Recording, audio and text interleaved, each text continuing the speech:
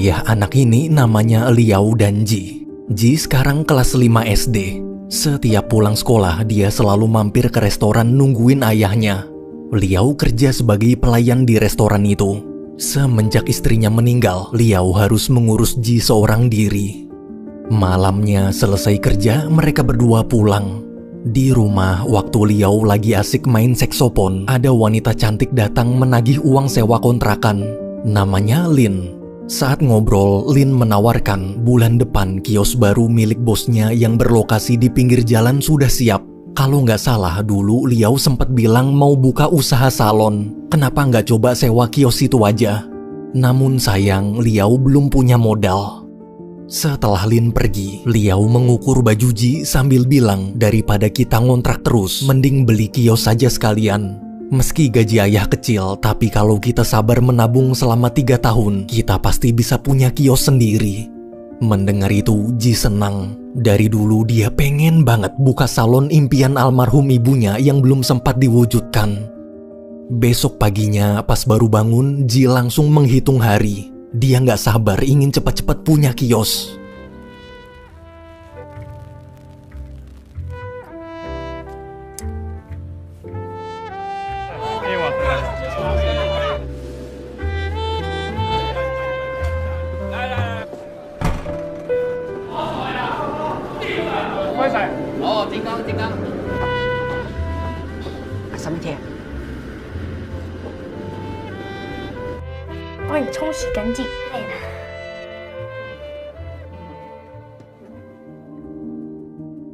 Suatu siang ketika pulang sekolah, Ji diganggu 3 bocil. Waktu ayahnya diejek miskin, dia cuma bisa diam menahan kesal, tak berani melawan karena badan mereka lebih gede. Malamnya, Ji menemani sang ayah menghadiri acara pesta pernikahan adiknya. Selesai acara, gara-gara kebanyakan minum, Liao muntah-muntah. Dengan kondisi mabuk parah, Liao memberitahu ayah baru aja dapat pinjaman uang dari adiknya. Bukan cuma buat modal usaha beli peralatan aja, tapi uangnya juga cukup untuk membeli kios. Mendengar kabar itu, Ji girang. Sebentar lagi mimpi keluarga kita bisa terwujud.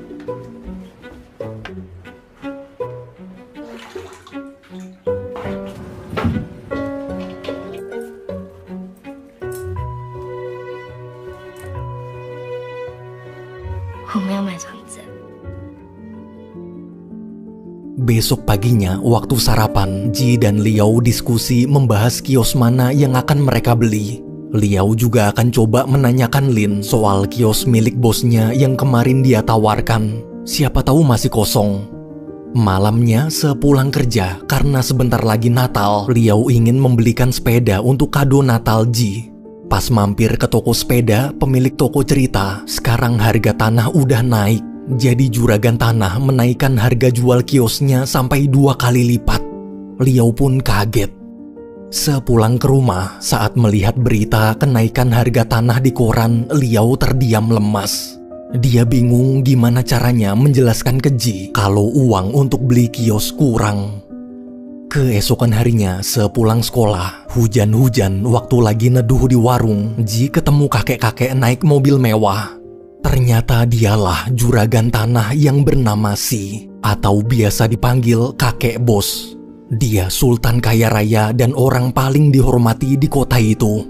Saat melihat Ji kehujanan, kakek kasihan lalu memanggilnya masuk ke mobil. Dengan polos, Ji nurut. Di jalan pulang dengan nada seram, kakek bercanda pura-pura bilang ingin menculik Ji. Pas ditanya apa Ji takut sama dia, karena nggak kenal, tuh bocah cuma bengong. Malam hari di rumah ketika sedang makan, Ji cerita ke ayah soal kakek-kakek tua bangka tadi. Pas tahu itu kakek bos, Liao memberitahu dia adalah juragan tanah paling ditakuti di kota ini. Bila ada yang berani nyari masalah di wilayahnya, siap-siap mampus. Orang-orang sering menyebutnya dengan julukan Old Fox atau sang rubah tua. Ji pun kaget. Di tengah obrolan, meski berat, Liao terpaksa harus jujur. Sebenarnya kita nggak jadi beli kios gara-gara sekarang harganya naik 2 kali lipat. Mau nggak mau kita harus bersabar menabung lagi sampai uangnya cukup. Mendengar itu, Ji sedih.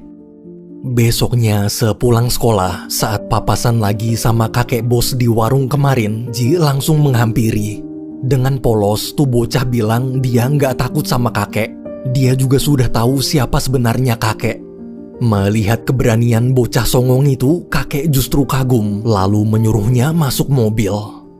Di jalan, kakek menjelaskan dia tahu semua yang terjadi di wilayahnya. Bahkan dia juga tahu kalau Ji sering dibully bocil-bocil lain. Kakek pun mencoba mengajari gimana caranya melawan balik. Kuncinya adalah informasi. Jika tahu kelemahan lawan, maka kita bisa dengan mudah membuat lawan tunduk tanpa harus pakai fisik. Malamnya, karena belum bisa mewujudkan salon impian almarhum ibu, Ji menangis sendirian di taman. Tak lama kemudian, Liao datang menenangkan. Meski harus tertunda, tapi ayah yakin suatu saat nanti mimpi keluarga kita pasti terwujud. Akhir bulan, akibat cuaca dingin, Liao jatuh sakit. Malam itu, ketika Lin datang menagih uang sewa, Ji memberitahu keadaan ayahnya. Setelah memeriksa kondisi Liao, Lin lalu ngajak Ji makan di luar. Di kedai, Ji cerita panjang lebar soal rencananya membeli kios. Dia mohon turunkan harga kiosnya. Kalau sulit, besok tolong antarkan aja dia ke rumah kakek bos, biar dia sendiri yang negosiasi. Mendengar permintaan Ji, Lin bilang dia akan coba membantu. Besoknya, sesuai janji, Lin mengantar Ji ke rumah kakek bos. Waktu sampai, melihat rumah si kakek serba mewah, Ji sangat kagum. Saat bertemu kakek dan ngobrol berdua, Ji langsung menawar harga kiosnya. Namun kakek menolak. Kakek menasehati, dalam bisnis kita nggak boleh pakai perasaan. Rasa empati hanya akan menghancurkan kita. Kakek lalu menunjukkan segelas air sambil mengajari bagaimana caranya membuang rasa empati kita. Pertama-tama minum airnya, pejamkan mata, kemudian ucapkan, "Bukan urusanku." Malamnya, melihat Ji diantar pulang sang rubah tua, Liao panik. Karena khawatir, Liao berusaha mengingatkan Ji agar jangan dekat-dekat sama kakek bos. Nanti kita bisa kena masalah. Namun Ji tak mau dengar. Dia langsung masuk kamar sambil bilang, "Bukan urusanku." Liao pun istighfar. Beberapa hari kemudian, Natal tiba. Malam itu selesai kerja, Liao buru-buru pulang membawa kado Natal dan sepeda baru untuk Ji. Awalnya Ji masih ngambek, tapi pas tahu ayahnya bawa kado, dia senang. Setelah membuka satu persatu kadonya, Liao menyuruh Ji memakai jaket karena di luar ada kado spesial.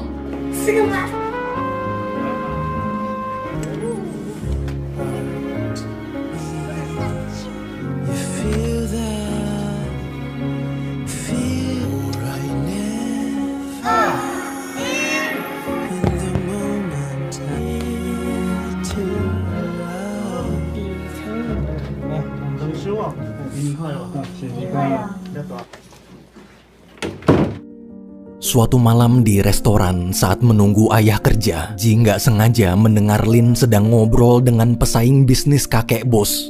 Di balik pintu, waktu nguping, Ji kaget. Ternyata Lin ingin menjalin kerjasama untuk menjatuhkan kakek bos. Artinya, Lin berkhianat. Selesai nguping, biar nggak ketahuan, Ji buru-buru pulang.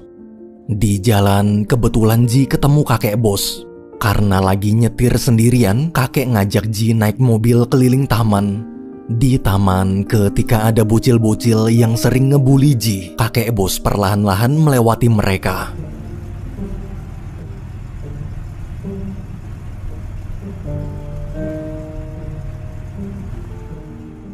Setelah melihat ekspresi ketakutan mereka, Ji sangat puas. Dia pengen banget jadi kayak kakek yang ditakuti banyak orang.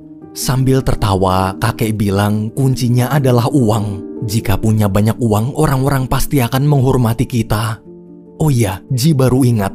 Dia lalu cerita panjang lebar tentang pengkhianatan Lin. Mendengar itu, kakek kaget.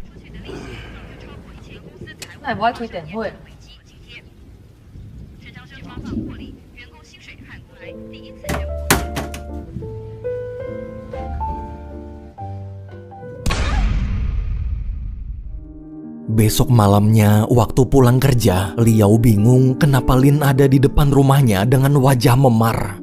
Liao pun menyuruh masuk. Di dalam, Lin menangis dan cerita kalau dia baru aja dipecat. Meski dia sudah berusaha menjelaskan kalau semua cuma salah paham, tapi kakek bos tak percaya. Di kamar, mendengar cerita Lin, Ji merasa bersalah. Keesokan harinya, saat Liao sedang masak, Ji cerita pemilik kedai di seberang baru aja meninggal kemarin. Karena kiosnya dianggap angker, mungkin sekarang harganya turun. Kenapa kita nggak coba membelinya? Namun Liao melarang. Kita nggak boleh memanfaatkan musibah orang demi keuntungan pribadi. Bukannya nurut, Ji justru berkata, masalah mereka bukan urusan kita. Liao pun nabok tuh bocah. Siangnya, tanpa persetujuan ayah, Ji tetap ingin meminta kakek bos menurunkan harga kios angkernya. Waktu lagi nunggu di depan warung, Ji nggak sengaja ketemu 3 bocil pembuli. Dengan percaya diri, Ji menghampiri lalu mengancam kalau nggak mau kena masalah jangan pernah macam-macam sama dia lagi. Semua langsung lari ketakutan. Karena kelamaan nunggu, Ji memutuskan pergi ke pabriknya kakek. Sesampainya di pabrik, saat bertemu, lagi-lagi kakek tetap tak mau menjual kiosnya dengan harga murah. Si Ji malah nangis. Kakek lalu ngajak ngobrol di kantor. Setelah tenang, kakek bilang dia pernah bertemu ayah Ji. Dulu saat sedang ke rumah sakit, kebetulan kakek satu lift dengan Liao dan istrinya. Waktu itu Ji baru lahir. Namun selama di lift, Liao terlihat berusaha menutupi kebahagiaannya agar tak menyakiti hati kakek. Karena di hari yang sama, ibu kakek baru aja meninggal dunia. Padahal kakek nggak cerita sama sekali. Liao sangat peka, seperti tahu apa yang dirasakan orang di sekitarnya. Dari belakang, melihat sikap kepedulian Liao, kakek hanya terdiam.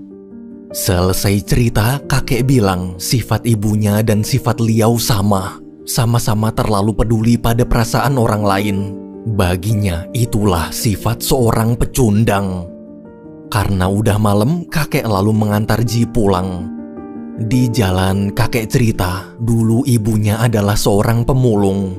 Tapi walaupun terlahir di keluarga miskin, bukan berarti kita tak bisa merubah keadaan. Semenjak ibunya meninggal, kakek terus bekerja keras dan membuang jauh-jauh sifat empatinya. Di tengah obrolan, waktu Ji memutar musik di mobil, seketika kakek teringat masa kecilnya saat masih miskin. Sama seperti Ji, dulu dia juga selalu memohon belas kasihan orang lain untuk bisa dapat tempat tinggal. Setelah teringat kenangan pahit itu, karena tak kuat menahan sedih, kakek menghentikan mobilnya.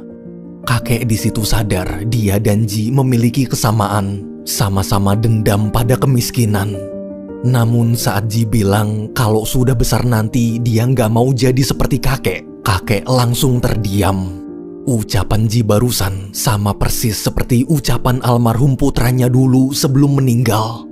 Di momen itu, sang rubah tua akhirnya sadar betapa brengseknya dia selama ini. Sesampainya di depan rumah, sebelum berpisah, kakek memutuskan berubah pikiran. Dia setuju menurunkan harga kiosnya untuk Ji.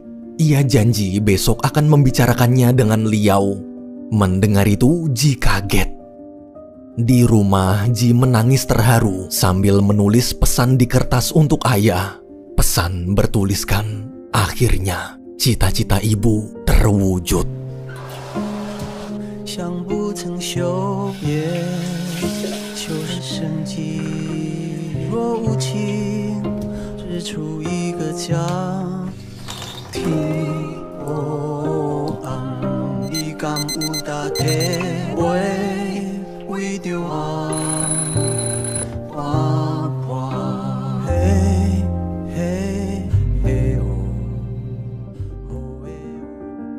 Keesokan harinya, sesuai janji, kakek bos datang menemui Liao. Kakek bilang dia baru aja mengusir keluarga pemilik kedai. Sekarang kiosnya sudah kosong. Kalau mau, Liao bisa membelinya dengan harga murah. Tapi Liao menolak. Ia justru memohon agar kakek membiarkan keluarga pemilik kedai tetap menempati kiosnya. Ia tak ingin keluarga itu sedih, apalagi ayah mereka baru aja meninggal. Mendengar ucapan Liao, kakek tersenyum kagum. Liao yang selama ini dia kenal sama sekali tak berubah, selalu peduli pada orang lain. Sepulang kerja, ketika tahu ayahnya menolak tawaran dari kakek, Ji marah-marah terus kabur dari rumah. Di taman, Ji menangis sendirian. Tak lama kemudian, Liao datang mencoba menenangkan. Setelah mendengar semua penjelasan ayah, Ji pun mengerti dan mau menerima keputusan ayah. Puluhan tahun berlalu, kini Ji terlihat sudah dewasa dan jadi orang sukses. Ji sekarang punya bisnis properti. Namun berbeda dengan pebisnis properti lain yang berlomba-lomba membangun perumahan elit, bisnis properti Ji ini justru malah membangun rumah-rumah murah untuk warga kurang mampu. Pagi itu saat sedang rapat, rekannya protes kenapa setiap membangun perumahan murah, Ji juga selalu membangun sekolah gratis di dekatnya. Kalau begini terus, keuntungan kita jadi kecil dan investor akan marah-marah. Mendengar itu, sambil meminum segelas air, Ji berkata, "Bukan urusanku." Film berakhir.